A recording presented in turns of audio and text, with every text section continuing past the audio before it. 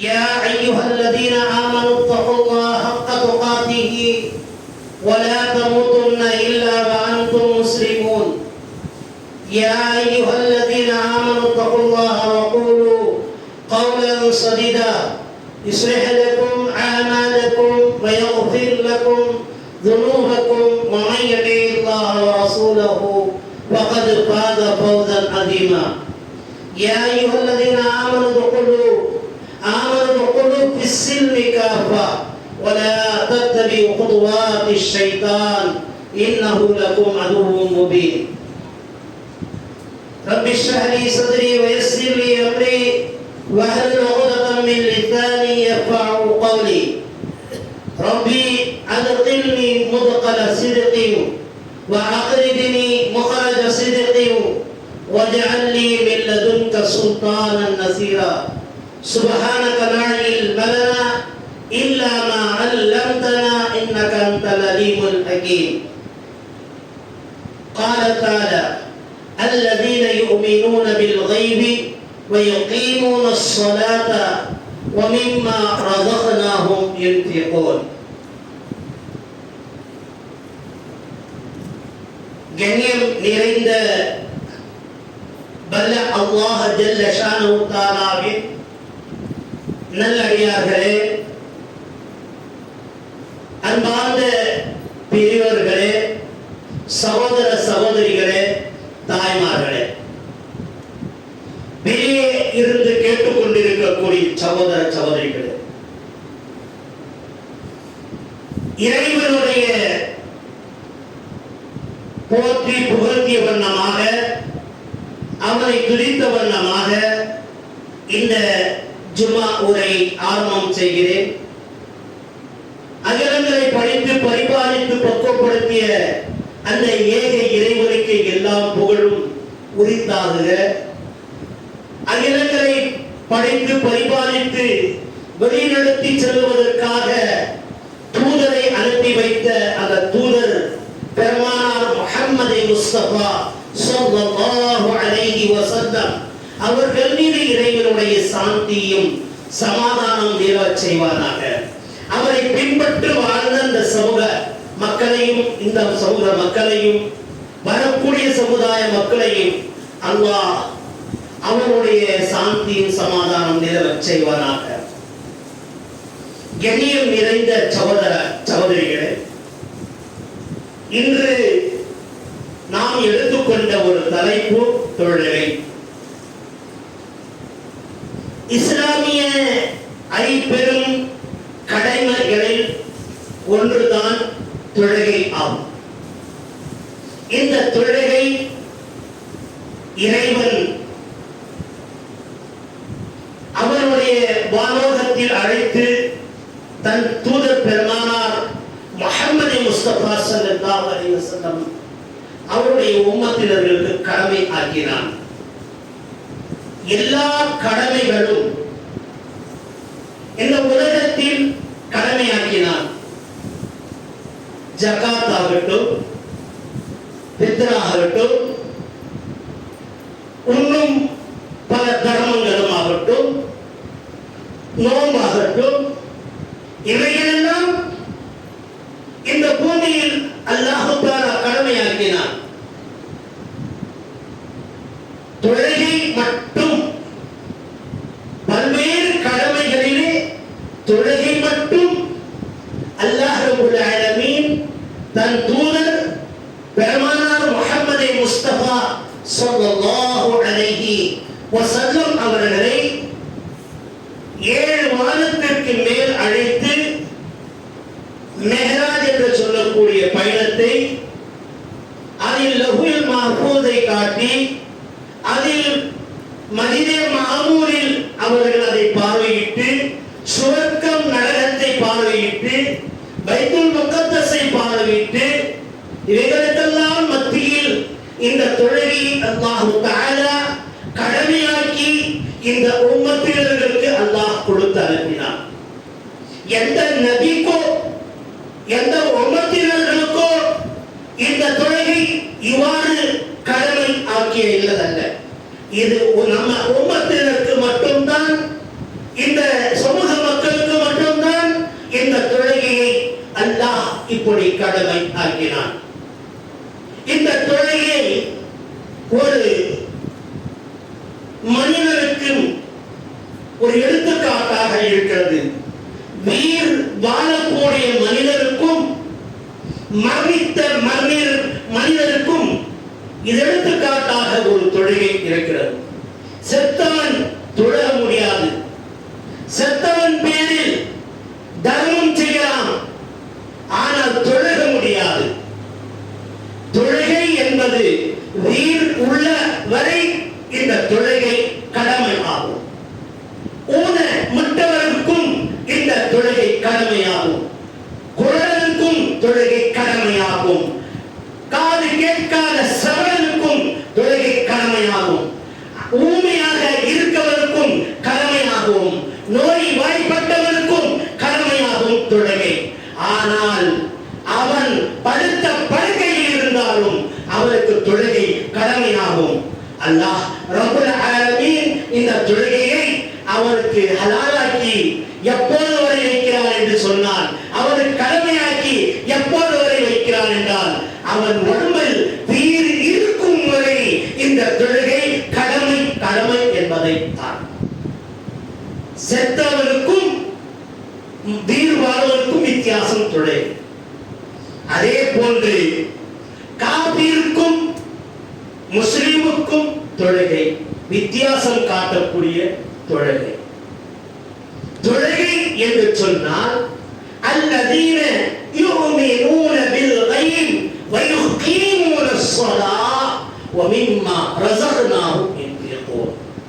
யார் மறுமை மீது நம்பிக்கை வைத்து விட்டார்களோ, அல்லாஹ் ஒருவன் என்று உறுதி கொள்கை ஏற்றுக்கொண்டார்களோ, அல்லாஹ் ஒருவனை நம்பிக்கையோடு இருக்கிறார்களோ, அல்லாஹ் எல்லா ஆபத்துடன் என்னை காக்கக்கூடியவன் என்று நம்பிக்கை வைத்துக் கொண்டார்களோ, அல்லாஹ் என்னை பல முசீபத்திலிருந்து தூரப்படுத்தவன் என்று எண்ணிக்கொண்டார்களோ, யார் ஒருவன் அல்லாஹ் என்னை வாழ வைப்பவனும் அவன்தான், மரணிக்க வைப்பதும் அல்லாஹ் தான், அவன்தான் இந்த மறுமைக்கு பிறகு மாஷருடைய மைதானம், அந்த மாஷருடைய மைதானத்தில் கணக்கு கேட்கக்கூடியவன் அல்லாஹ் என்று நம்பிக்கை வைத்து விட்டானோ அவன் தொழுகை நிலைநாட்டட்டும் என்று அல்லாஹ் தஆலா குர்ஆனுடைய முதல் வசனங்களாகவே சொல்லியிருக்கிறார்.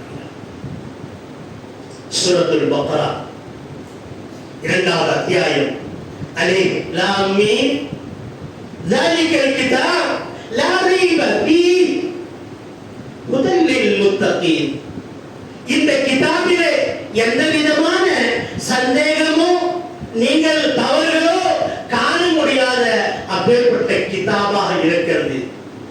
முதலில் முத்தகீன், இதை பின்பற்றுகின்றார்களோ அவர்கள் முத்தகீன்களாக, சுத்தமானவர்களாக, பரிசுத்தமானவர்களாக, முத்தகீன்களாக, பெருமையுடையவர்களாக, உத்தமர்களாக மாற முடியும் என்று அல்லாஹ் சொல்லிவிட்டு அல்லதீன யுமினூன பில் கைப், யார் அந்த மறுமை நாளை நம்பிக்கை வைத்து விட்டார்களோ, அல்லதீன யுமினூன பில் கைப் வ யகீமூன ஸலாத், அவர் தொழுகையை நிலைநாட்டட்டும். முதல் கடமையே தொழுகை என்று அல்லாஹ் தஆலா நம்பிக்கைக்கு பிறகு இரண்டாவதாக சொல்வது நீங்கள் தொழுகை நிலைநாட்டுங்கள் என்று அல்லாஹ் தஆலா சொல்லி காட்டுகிறார். அல்லதீன யுமினூன பில் கைப் வ யகீமூன ஸலாத் வ மிம்மா ரஸக்னாஹும் யுன்ஃபிகூன். உங்களுக்கு கொடுக்கப்பட்டவற்றிலிருந்து சிறிதளவுக்கு தான தர்மம், இதுல ஜகாத்து சொல்லவில்லை, சிறிய தான தர்மங்களை சிறு சிறு துணிகளாக நீங்கள் தர்மம் செய்து கொள்ளுங்கள். இது என்ன செய்யும் தர்மம்? இந்த தொழுகையில் ஏற்பட்ட குற்றங்களை உங்களை மன்னிக்கக்கூடியதாக இருக்கும், வரக்கூடிய ஆபத்திலிருந்து உங்களை காக்கக்கூடியதாக இருக்கும். சிறிய தர்மம் என்று சொன்னால் பெரிய தர்மத்தை அல்லாஹ் எதிர்பார்த்து இங்க சொல்லவில்லை. சிறிய தர்மம், 1 ரூபாய் கொடுக்கிறார், இஹ்லாஸ் கொடு, நம்பிக்கை மறுமை நாளில் வைத்து இது தர்மம் செய்ய என்று அல்லாஹ் ரப்பல் ஆலமீன் முதல் கட்டமாக நமக்கு சொல்லி காட்டுகிறார். அடுத்தபடியாக சொல்கிறார் அகீமுஸ் ஸலாத், ஸக்கா, நீங்கள் தொழுகையை நிலைநாட்டுங்கள். வாத்து ஸக்கா, ஸகாத்தையும் கொடுங்கள். தர்மம் செய்து உங்களுக்கு அதிகமாக பணம் காசு இருந்தா நீ ஜகாத் கொடுங்க. ஆனால் இரண்டாவது விஷயத்தை நாம் வைத்துக் கொள்ள வேண்டும். வகீமுஸ்ஸலா வாத்துஸ வர்கவு மஅர்ராகியின், தொழக்கூடிய மக்களோடு சேர்ந்து நீ தொழுது கொள், தனியாக நீ தொழுகாதே. தொழுகை என்பது எல்லோரும் கூட்டோடு செய்யக்கூடிய ஒரு தொழுகை. அது குரடனாக இருக்கட்டும் அல்லது நொண்டியாக இருக்கட்டும், நடந்து வர முடியாவிட்டாலும் இருக்கட்டும், அவன் கண்ணு தெரியாத வர முடியாதவனாக இருக்கட்டும், அவன் என்ன செய்யட்டும், ஜமாத்துடன் கூட்டாக தொழுது கொள். இப்போது நம்மால் ஏறவே முடியவில்லை, எதிர்க்க முடியவில்லை என்றால் பலத்தாவது தொழுது கொள். காமத்தை சொல்லி நீயே தனியாக நின்று தொழக்கூடிய நேரத்தில் அது உனக்கு அது சவாபாக மாறிவிடுகிறது. ஒரு ஜமாத்து தொழுகை, ஜமாத்து தொழுகை தனியா பேச வேண்டும், ஆனாலும் தொழுகை பற்றி சொல்லுகிறேன். ஒரு ஜமாத்துடைய தொழுகையிலே நீங்கள் தொழுகின்ற போது கிடைக்கக்கூடிய இலாபங்கள் என்ன? 27 மடங்கு தொழுவது சவாபு கிடைக்கிறது. தொழுதா 1 மடங்கு கிடைக்கும். உதாரணத்துக்கு 1000 நன்மை கிடைக்கும். ஆனா ஜமாத்திலே தொழுகும் போது அது 27,000 கூடியதாக நன்மை கிடைக்கும். ஜமாத்துக்கும் ஜமாத் அல்லாத தொழுவதற்கும் வித்தியாசம் அதுதான். இரண்டாவது, ஒரு ஆளை நின்று தொழுக முடியவில்லை என்றால் அவனுக்கு உட்கார்ந்து தொழட்டும், பாதி நன்மையை பெற்றுக் கொள்ளட்டும். இங்கே பாருங்கள், தொழுகையாளிக்கு முதல் நன்மையை அல்லாஹ் எடுத்து தருகிறான். முழு நன்மை நின்று தொழக்கூடியவர், உட்கார்ந்து தொழக்கூடியவர்களுக்கு அரை நன்மை என்று நபிகள் நாயகம் ஸல்லல்லாஹு அலைஹி வஸல்லம் அவர்கள் சொல்கிறார்கள். அப்படி நின்று கூட உட்கார்ந்து கூட தொழ முடியல, படுக்கையிலே அவன் அப்படியே wudu செய்து அல்லது தய்மம் செய்து 2 ரக்காயத்தோ 4 ரக்காயத்தோ 16 தொழுகை 3 ரக்காயத்தோ தொழுது கொள்ளட்டும். கடமையை நிறைவேற்று. சரி, இந்த கடமையிலே முதல் கடமையாக நாம் பார்க்கக்கூடிய தொழுகைகள் 5 வேளை தொழுகை இருக்கிறது. சிலர்கள் இருக்கிறார்கள் 5 வேளை தொழுகையிலே 1 வேளை தொழுகை கரெக்டா ஜமாத்துல தொழுதுவாங்க, இன்னும் 3 வேளை தொழுக மாட்டாங்க, 2 வேளை தொழுக மாட்டாங்க. இந்த மாதிரி சிலர்கள் இருக்கிறார்கள். 4 வேளை தொழுகுவார்கள், 1 வேளை தொழுகை விடுவார்கள். இதெல்லாம் சிலர்களிடத்தில் பண்பு உண்டு. அல்லாஹ் ரப்பல் ஆலமீன் தன்னுடைய தூதர் மூலமாக சொல்லி காட்டுகிறார், இன்ன குர்ஆனல் ஃபஜ்ர், ஃபஜ்ரிலே குர்ஆனை அதிகமாக ஓதுங்கள். இன்ன குர்ஆனல் ஃபஜ்ர் கான மஷ்ஹூதா, அந்த ஃபஜ்ருடைய தொழுகை இருக்கிறது, அது உனக்கு சான்று வழங்கக்கூடியதாக இருக்கிறது. என்ன சான்று வழங்கும்? அன்றைய தினம் நீ மரணிக்கப்பட்டால் முஸ்லிம் என்று உனக்கு சான்று வழங்கப்படும். சான்று என்றால் சர்டிபிகேட். உங்களுக்கு புரிய பாணியில சொல்லணும்னாக்க சர்டிபிகேட் அல்லாஹ் தரும். நான் 10th முடிச்சேன்றான், டாக்டர் முடிச்சேன்றான், ஒரு இன்ஜினியர்ன்றான், உனக்கு எங்க சர்டிபிகேட் எங்கப்பான்னு கேட்டாக்கா இல்லைன்னு சொன்னா அவனை நம்பிக்கை மாட்டான்.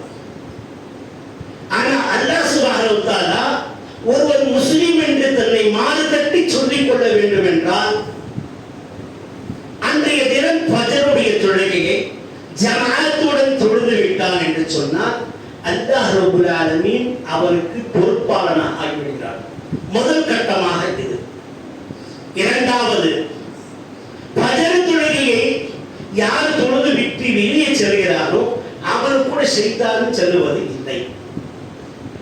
அவன் தொழுது விட்டு வெளியே செல்கிறான் என்றால் மலக்குமார்கள் கலிமாவுடைய கொடியை எடுத்துக்கொண்டு அவர் கூட செல்கிறார். கொடியை பிடிப்பது பெருசு அல்ல, ஆனால் அந்த கொடி கலிமாவுடைய கொடியா இருக்கணும், ஈமானுடைய கொடியா இருக்கணும், முஸ்லிமுடைய கொடியாக இருக்க வேண்டும். அந்த கொடியை எடுத்துக்கொண்டு அவன் செல்கிறான். அல்லாஹ்வுடைய தூதர் ஸல்லல்லாஹு அலைஹி வஸல்லம் அவர்கள் சொன்னார்கள், யார் ஒருவர் ஃபஜ்ருடைய தொழுகையை தொழுது விட்டு இறைவனிடத்தில் மன்றாடி துஆ கேட்கிறானோ அந்த துஆவை அல்லாஹ் கபூல் ஆக்குகிறான். அல்லாஹ் கபூல் ஆக்குகிறான் என்று இறை தூதர் பெருமானார் ஸல்லல்லாஹு அலைஹி வஸல்லம் அவர்கள் கூறிவிட்டு சொன்னார்கள், அவருக்கு தான் பயங்கரமான வெற்றி இருக்கிறார். யார் ஃபஜ்ர் தொழுகையை தொழுதாலோ அவருக்கு வெற்றி என்ன இருக்கு? அல்லாஹ்வுடைய புறத்திலிருந்து வெற்றி இருக்கிறது. அன்று தினம் அவன் மௌத்தாகிவிட்டாலும் கூட அவருக்கு சுவர்க்கத்துடைய கதவை திறக்கப்படுகிறது என்று நபிகள் நாயகம் ஸல்லல்லாஹு அலைஹி வஸல்லம் அவர்கள் கூறினார். இந்த ஃபஜ்ருடைய தொழுகையை இன்னொரு விதத்தில் அல்லாஹ்வுடைய தூதர் சொல்றாங்க, யார் ஒரு ஃபஜ்ருடைய தொழுகையை தொழுது விட்டாரோ அவர் லுஹர் வரை அல்லாஹ் ரப்பல் ஆலமீன் அவனுடைய பாதுகாவலனாகவும் ஆகிவிடுகிறார் என்றார். யார் ஒருவருக்கு தலையெழுத்து தக்தீர் ஏதோ ஒரு பிரச்சனை இருக்கு, ஃபஜ்ர் தொழுது விட்டு யார் அல்லாஹ்விடத்தில் கேட்கிறானோ அவனுடைய தலையெழுத்தை அல்லாஹ் மாற்றி விடுகிறான் என்றார். ஃபஜ்ர் தொழுதுட்டு உட்கார்ந்தோம், அல்லாஹ் கிட்ட கேட்கிறோம், அல்லாஹ் நம்முடைய தலையெழுத்தை மாத்திடுவான். வியாபாரத்துல பிரச்சனையா அதை கேளு, குடும்பத்துல பிரச்சனையா அல்லாஹ் கிட்ட கேளு, அல்லது எதிலையும் உனக்கு பிரச்சனை இருக்கிறதோ, உன் மகள் திருமணம் நடைபெறவில்லையா அதை பற்றி கேளு. அல்லாஹ் ரப்பல் ஆலமீன் என்ன செய்கிறார்? அந்த பிரச்சனையை தீர்த்து வைக்கிறார். மனைவியோட உன்னுடைய குடும்ப வாழ்க்கையோட பிரச்சனையா அல்லாஹ்விடத்தில் கேளு, அல்லாஹ் அதற்கு என்ன செய்கிறான்? அதற்கான வழிமுறையை வகுக்குகிறான் என்று நபிகள் நாயகம் ஸல்லல்லாஹு அலைஹி வஸல்லம். கொஞ்ச நேரம் ஃபஜ்ர் தொழுது கொஞ்ச நேரம் உட்கார்றது. அந்த ஃபஜ்ர் தொழுகை நேரத்தில் அல்லாஹ்வுடைய தூதர் ஸல்லல்லாஹு அலைஹி வஸல்லம் சொன்னாங்க, அஸ்ஸலாமு அலைக்கும் வரஹ்மத்துல்லாஹ் என்று நீங்க சலாம் சொல்றீங்க. எல்லா சலாமுக்கும் உலகத்தில் பதில் உண்டு. நான் இப்போ மிம்பர்ல ஏறும்போது சலாம் சொன்னேன், நீங்க என்ன சொன்னீங்க? வலைக்கும் சலாம். நீங்க ஆனா தொழுகையில சலாம் கொடுக்கிறோம், தொழுகையில சலாம் கொடுக்கிறோம். இதற்கான பதில் யார் சொல்றா? தெரியல. நாம ஸலாம் அலைக்கும் வரஹ்மத்துல்லாஹ் என்று சொல்கிறோம், ஒவ்வொரு ரக்காத்துக்கும் சொல்லுவது கிடையாது. தொழுகையில மட்டும் நான் வச்சுங்க, இந்த வலது பக்கம் திரும்பும் போது அஸ்ஸலாமு அலைக்கும் வரஹ்மத்துல்லாஹ், அஸ்ஸலாமு அலைக்கும் வரஹ்மத்துல்லாஹ் இடது பக்கம், பரக்காத்துஹு என்று சேர்த்து சொல்வதில்லை. சொல்லாததற்கு காரணம் என்ன? அந்த சலாமுக்கு மட்டும் பதில் சொல்லுவது மலக்குமார்கள் என்று நபிகள் நாயகம் ஸல்லல்லாஹு அலைஹி சொன்னார். உங்களுடைய தோள் புஜத்தில் 2 மலக்குமார்கள் அமர்ந்திருப்பாராம்.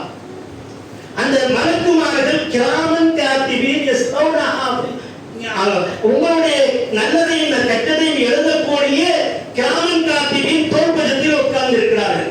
அவருக்கு உங்கள் மீது இறைவனுடைய சாந்தி உண்டாகட்டும், அஸ்ஸலாமு அலைக்கும் வரஹ்மத்துல்லாஹ், அல்லாஹ்வுடைய ரஹ்மத்து உண்டாகட்டும். ஒவ்வொரு ரக்காத்தும் சொல்ல அவருக்கு தேவையில்லை. நம்ம ஏன் சொல்ல தேவையில்லை? அல்லாஹ் பரக்கத்து செஞ்சிருக்க எல்லா மலக்குமார்களுக்கும், எல்லா மலக்குமார்களுக்கும் அல்லாஹ் பரக்கத்து செஞ்சிருக்கான். அதனால நம்ம சொல்ல தேவையில்லை. அங்க அல்லாஹ்வுடைய தூதரும் சொல்லல, அஸ்ஸலாமு அலைக்கும் வரஹ்மத்துல்லாஹ், அல்லாஹ் உங்கள் மீது ரஹ்மத்து உண்டாகட்டும் என்று. அதற்கு மலக்குமார்கள் சொல்கிறார்கள், வ அலைக்கும் அஸ்ஸலாம் வரஹ்மத்துல்லாஹ், அல்லாஹ் உங்கள் மீது ரஹ்மத்து உண்டாகட்டும் என்று அவர்கள் பதில் சொல்லிவிட்டு அவர்கள் இந்த ஃபஜ்ர் தொழுதவுடன் அப்படியே எங்க சென்று விடுகிறார்கள்? அல்லாஹ்விடத்தில் போகிறார்கள். அல்லாஹ் தஆலா இந்த ஃபஜ்ர் தொழுகையை சின்ன மாத்துக்காரங்க என்ன பண்றாங்க? முன்னாடி தொழுகிறாங்க, நாங்க எந்திரிச்சு போய் ஜமாத்து பிடிக்க முடியல அப்படின்னா சிலர் சொல்லுவாங்க. ஆனா முன்னாடி தொழுவதற்கு காரணம் என்ன? இந்த மாணவர் ஃபஜ்ருடைய நேரம் வந்தவுடன் எதிர்பார்க்கிறாராம். எதற்காக? இவன் எப்போது சலாம் சொல்லி என்னை அனுப்புவான், என்னை எப்போது சலாம் சொல்லி அனுப்புவான் என்று அந்த மாணவர்கள் எதிர்பார்த்து கொண்டு உட்கார்ந்து இருக்கிறார்கள். டியூட்டி முடியுது, டியூட்டி முடியுது அவருக்கு. அந்த ஃபஜ்ருடைய நேரத்தில் அவருக்கு டியூட்டி முடிஞ்ச உடனே அவர் சலிரும் போது யார் முதல்ல போறாரோ அல்லாஹ் தஆலா கூப்பிட்டு விசாரிக்கிறான், எப்படி நீ எங்கிருந்து எங்க எப்படி வந்த, என்ன வந்தது அப்படின்னு அல்லாஹ் விசாரிக்கும் போது, நான் எல்லார் நகரிலே பல நபர்களுடைய தோல் புஜத்திலிருந்து நான் வந்திருக்கிறேன், பேர்நாமத்தில் இத்தனை நபருடைய தோல் புஜத்திலிருந்து நான் வந்திருக்கிறேன், இன்னாருடைய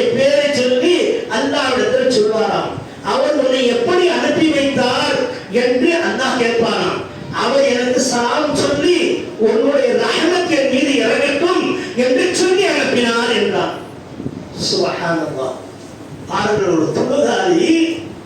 ஒரு தொழுகாரி சொல்லி அனுப்புவது யார் பார்க்கலாம்? அல்லாஹ் கேட்கிறானா? டைரிய அடியாரை பற்றி அல்லாஹ் கேட்கிறானா? அதற்கு நான் தொழுகிற லேட்டா போறாரு. லேட்டா போ அது எப்போது வரை போவாரு? சூரியன் உதிக்கும் வரை அந்த மாணவர் அல்லாஹ்விடத்தில் போய்விடுவார். தொழுகலை என்று சொன்னால் சூரியன் உதித்தும் தொழுகவில்லை என்றால், படுத்து தூங்கிக் கொண்டிருந்தால், அல்லது அவன் வேறு வேலைகளில் இருந்தால், அவன் என்ன காரியங்களில் ஈடுபட்டிருந்தால் நாசம் உண்டாகட்டும். அந்த மாணவர்கள் சொல்வாராம், நாசம் உண்டாகட்டும். எனக்கு ஒரு சலாம் சொல்லி கூட அனுப்ப மாட்டேன்றானே, என்ன தொழுது கூட அனுப்ப மாட்டேன்றானே, இவன் மீது நான் சாபம் உண்டாகட்டும், அல்லாஹ்வுடைய லஅனத் உண்டாகட்டும். அன்புக்குரிய தோழர்களே, எவ்வளவு பெரிய பாக்கியம் இது பார்க்கிறீர்களா? சுப்ஹானல்லாஹ். அல்லாஹ் தஆலாவுடைய சாபம் அவன் மீது உண்டாகட்டும் என்று நம்முடைய தோள் புஜத்தில் இருக்கக்கூடிய மாணவர்கள் சொல்லுகிறார்கள். அவருக்கு லஅனத் உண்டாகட்டும், அவருக்கு சாபம் உண்டாகட்டும், அவருக்கு அழிவு உண்டாகட்டும் என்று சொல்லி அவர்கள் போகிறார்கள். அல்லாஹ் கேட்பானா, எங்கிருந்து பாரன் அவருடைய தோல் புஜத்திலிருந்து வந்த என்ன அவன் எப்படி அனுப்பினான்? அவருக்கு நாசம் உண்டாகட்டும், ஒரு சலாம் கூட என்று சொல்லி அனுப்பவில்லை என்று அந்த மாணவர்கள் சொல்லிடுவார்களாம். அன்புக்குரிய தோழர்களே, இதுதான் தொழுகை. தொழுகை என்று சொன்னால் சாதாரணக்குரியதல்ல. இந்த தொழுகை பாருங்கள், ஃபஜ்ர் தொழுகையில அல்லாஹ்விடத்தில் ஒரு ஆள் தொழுது விட்டு அல்லாஹ் தஆலா அவரிடத்தில் போகிறார் என்று சொன்னால் அந்த மாணவர்கள் கேட்பான், அல்லாஹ் நீ எப்படி வந்தாய்? அவன் சலாத்தோடு அனுப்பி வைத்தான். அல்லாஹ் அப்படியா? சரி, அவன் என்ன கேட்கிறான்? அல்லாஹ்விடத்தில் சுவர்க்கம் கேட்கிறான். எல்லா முஸ்லிம்களும் எதை கேட்கிறோம்? சுவர்க்கம் தானே. சுவர்க்கத்தை பெருதான் எல்லாமே கேட்கிறோம். ரப்பனா ஆதினா ஃபித் துன்யா ஹஸனா வ ஃபில் ஆகிரத்தி ஹஸனா வ கினா அஸாபன்னார். அல்லாஹ் நரகத்தை விட்டு பாதுகாவல் கேட்கிறார்கள். உலகத்தில் அழகியதை அவர்கள் நாடுகிறார்கள். மறுமையிலே உலகத்தினுடைய அழகையும் மறுமையுடைய அழகையும் அவர்கள் காண ஆசைப்படுகிறார்கள். யா அல்லாஹ், நீ அவருக்கு அருள் புரிவாயாக என்று அந்த மாணவர்கள் சொல்வாராம். அல்லாஹ் சுப்ஹானஹு வ தஆலா, நீங்கள் எல்லாம் சாட்சியாக இருந்து கொள்ளுங்கள், நீங்கள் எல்லாம் சாட்சியாக இருந்து கொள்ளுங்கள், அவர்களுக்கு சொல்லுங்கள். என்ன என்று சொல்லுங்கள்? அவர்கள் உலகத்திலும் அழகிய முறையில் இருப்பார், மறுமையும் அழகிய முறையில் இருப்பார். அவருக்கு என்ன உதவி தேவையோ அத்தனை உதவிகளும் நாங்கள் செய்வோம் என்று அல்லாஹ் வாக்குறுதியை தருகிறார் என்று அல்லாஹ்வுடைய திருத்தூதர் ஸல்லல்லாஹு அலைஹி வஸல்லம் அவர்கள் கூறுகிறார்கள். அன்புக்குரிய தோழர்களே, இந்த ஃபஜ்ருடைய தொழுகையுடைய சிறப்புகள் நம்ம பார்ப்போம். இந்த ஃபஜ்ருடைய தொழுகை மட்டும் பார்த்தோம் சொன்னா எந்த மனிதரும் ஃபஜ்ர் தொழுகை விட மாட்டார். யார் ஒருவர் ஃபஜ்ர் தொழுகையை தொழுது விட்டு அவர் வியாபாரத்திற்கு செல்கிறார் என்று சொன்னால் அந்த வியாபாரம் அவருக்கு அல்லாஹ் பரக்கத்தை உண்டாக்கி வைக்கிறார். அவரை குஃப்ரிலிருந்து நீக்குகிறார், குஃப்ருடைய தன்மையிலிருந்து நீக்கிறார். ஃபஜ்ர் தொழுகை தொழுதால் அவர்களுக்கு முனாஃபிக் என்ற தன்மை விட்டு அல்லாஹ் விலக்கி விடுகிறார். முனாஃபிக் என்றால் யார் என்று ரசூலுல்லாஹ் கேட்டார்கள். முனாஃபிக்கள் ஃபஜ்ர் தொழுகையை தொழ மாட்டார்கள். முனாஃபிக்குகளுக்கு ஃபஜ்ர் தொழுகையை சோம்பேறித்தனமாக தொழுவார்கள். ஃபஜ்ர் தொழுகை அவர்களுக்கு மிகவும் கஷ்டமாக இருக்கும் என்றார் அல்லாஹ்வுடைய தூதர் ஸல்லல்லாஹு அலைஹி வஸல்லம் அவர்கள் சொன்னார்கள், இந்த ஃபஜ்ர் தொழுகையை யார் ஜமாத்துடன் தொழுவார்களோ அவர்களுக்கு அல்லாஹ் தஆலா நன்மாராயங்கள் கூறுகிறார் என்றார்.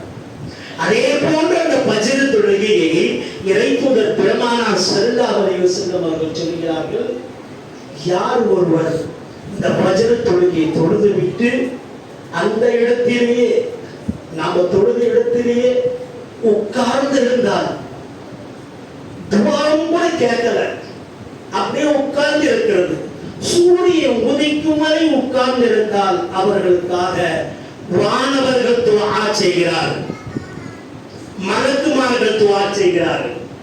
அவர்களுக்காக இந்த உலகத்தில் வீரர்கள் எல்லாம் துஆ செய்கிறது என்று நபிகள் நாயகம் ஸல்லல்லாஹு அலைஹி வஸல்லம். யார சொல்லா எந்த வீரர்கள் என்று கேட்டார்கள்.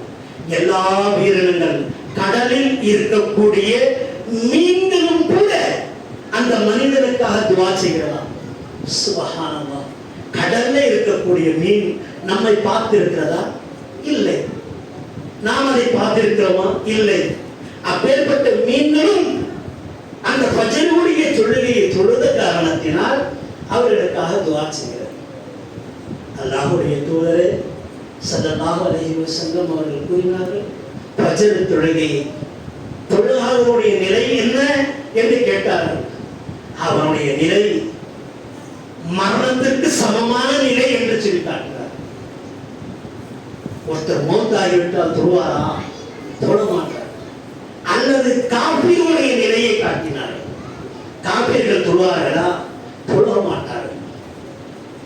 அல்லாஹ்வுடைய தூதர் ஸல்லல்லாஹு அலைஹி வஸல்லம் பெண்கள் 5 வேளை தொழ மாட்டாங்க. அவங்களுக்கு மாதவிடாய் காலத்துல பைத்தியக்காரன் இருக்கிறான், அவன் தொழ மாட்டான். எதற்காக சமம் காட்டாரு? பைத்தியக்காரன் இருக்கிறான், அவன் தொழ மாட்டான். மாதவிடாய் பெண்கள் இருக்கிறார்கள், அவர் தொழ மாட்டார்கள். பைத்தியக்காரனும் தொழ மாட்டான். இப்பேற்பட்ட நிலையில நமக்கு எடுத்து காட்டுகிறார்கள். தொழுகாதவர்களுக்குரிய நிலை இந்த நிலையாக இருக்கு. அப்ப நம்ம பைத்தியக்காரனா ஒன்று சிந்திக்கணும். அல்லது பெண்களா, மாதவிடாய்ப்பட்டவர்களா, 9 என்று சொல்லுவாங்க, அந்த மாதிரி ஒரு நிலை எடுத்து காட்டுறாங்க. அல்லாஹ்வுடைய தூதர் ஸல்லல்லாஹு அலைஹி வஸல்லம் இந்த ஃபஜ்ருடைய தொழுகையை முக்கியத்துவம் மட்டும் நான் சொல்லிக் கொண்டே போனால் இந்த நேரம் பற்றாது. அன்புக்குரிய தோழர்களே, ஒரு சிறிய விஷயங்களை உங்களை ஞாபகப்படுத்திய வண்ணமாக இந்த உரையை முடிவு செய்கிறேன். ஃபஜ்ர் தொழுகையை தொழுகாத ஒரு மனிதன் தூங்கிக் கொண்டிருக்கிறார். அல்லாஹ்வுடைய தூதர் ஸல்லல்லாஹு அலைஹி வஸல்லம் அவர்கள் சொன்னார்கள், அவனுடைய காதில் ஷைத்தான் மூத்திரம் அதாவது சிறுநீர் கழிக்கிறான் என்றார். மூத்திரம் கழிக்கிறான், சிறுநீர் கழிக்கிறான். அவ்வளவு அசிங்கமானது. ஃபஜ்ர் தொழுகையை தொழுகாம தூங்கி இருக்கிறார். அவருடைய காதுகள் என்ன ஆகுமா? ஷைத்தான் சிறுநீர் கழிப்பான் என்றார். அப்ப ஷைத்தான் சிறுநீர் கழிக்கிறான் என்று சொன்னால் இது தினமும் செய்து கொண்டே இருப்பானா? அவனுடைய உள்ளங்கள் போரில் நிரம்பி விடுவான் என்று நபிகள் நாயகம் அவன் எவ்வளவு சொன்னாலும் கூட திருந்த மாட்டான். திருந்த ஜெர்ம அதாவது ஒரு பழமொழி சொல்லுவாங்க, அத்தர் வந்துக்கு டோக்கர் இஷாரான்னு. உண்மையான அறிவாளிக்கு ஒரு சின்ன தாக்குதலே போதுமானது. இவ்வளவு சொன்ன பேர் உண்மை என்ன இருக்கு? அல்லாஹ்வுடைய தூதர் ஸல்லல்லாஹு அலைஹி வஸல்லம் ஒன்றும் கொஞ்சம் சஹாபாக்களுக்கு சொல்லி காட்டாங்க. ராத்திரி நீ தூங்கும் போது தனித்தனியா தூங்குங்க, ஒன்று சேர்ந்து படுக்காதீங்க. அப்படி நைட்ல தூங்கும் போது ஷைத்தான் கழுத்துல ஒரு கவுர் எடுத்து முடிச்சு போடுறான். 3 முடிச்சு போடுறாங்க. எத்தனை முடிச்சு? 3 முடிச்சு போடுறான் அப்படின்னாங்க ரசூல் ஸல்லல்லாஹு அலைஹி வஸல்லம். அது ஷைத்தானுடைய முடிச்சு என்று நபிகள் நாயகம் சாதிக்கிறார். அது குஃப்ரை அதிகப்படுத்தக்கூடியதாகவும் ஈனத்தன்மை, அதாவது மனிதனுக்கு இரக்கம் இல்லாத ஒரு தன்மை உண்டாக்கி தரக்கூடியதாகவும், மார்க்க விஷயங்களை கேட்டு உள்ளத்தில் பதிவு செய்யாத விஷயங்களை உண்டாக்கக்கூடிய ஒரு முடிச்சுகளாக இருக்கிறது.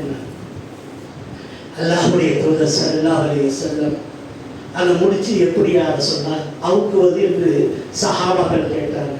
அதற்கு ரசூலுல்லாஹி ஸல்லல்லாஹு அலைஹி வஸல்லம் சொன்னார்கள், நீர் காலை பொழுதில் எழுந்து, காலையில எழுறம அப்படி எழுந்த போது ஒரு முடிச்சு தானா அவிழ்ந்துரும் அப்படின்னு. சூரியன் உதிப்பதற்கு முன்னாடி எழுந்திருப்பது ஒண்ணு. ஃபஜ்ர் தொழுகைக்காக ஒழு செய்வது 2வது முடிச்சு அவுந்துரும். 3வது முடிச்சு ஃபஜ்ர் தொழுகையில் அல்லாஹு அக்பர் என்று கை கட்டியும் போது அந்த 3வது முடிச்சையும் அவிழ்ந்து விடும் என்று நபிகள் நாயகம் ஸல்லல்லாஹு அலைஹி வஸல்லம் அவர்கள் கூறினார். ஃபஜ்ருடைய தொழுகை ஷைத்தானுடைய முடிச்சுகளை அவுக்கக்கூடியதாக இருக்கிறது என்பதை இறைத்தூதர் ஸல்லல்லாஹு அலைஹி வஸல்லம் அவர்கள். அன்புக்குரிய தோழர்களே, ஃபஜ்ருடைய தொழுகை இன்னும் சிறப்பு நிறைய இருக்கிறது. இந்த பஜ்ருடைய தொழுகையில யாராவது ஒரு தீர்ப்பு சொல்வதாக இருந்தால், ஒரு தீர்ப்பு சொல்றாருன்னாக்கா அவர் பஜ்ர் தொழுதாரான்னு கேட்டுப்பாரு. அவருடைய தீர்ப்பு சிறந்த தீர்ப்பாரு.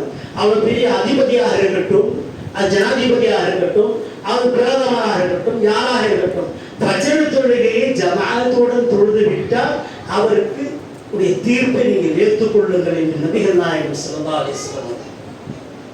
பஜ்ருடைய தொழுகை அந்த அளவுக்கு மகிழ்ச்சிமிக்கதாக இருக்கு. பஜ்ருடைய தொழுகையினுடைய சுன்னத்தை பற்றி மட்டும் நபிகள் நாயகம் ஸல்லல்லாஹு சொல்றாங்க. பஜ்ருக்கு முன்னாடி வந்து ரெண்டாக்கா அது சுன்னத் தொழுகை இல்லையா, அந்த சுன்னத்துடைய தர்ஜாவை நீ அறிந்து கொண்டால் ஃபர்து தொழுகை விட மாட்டேன் அப்படின்னா.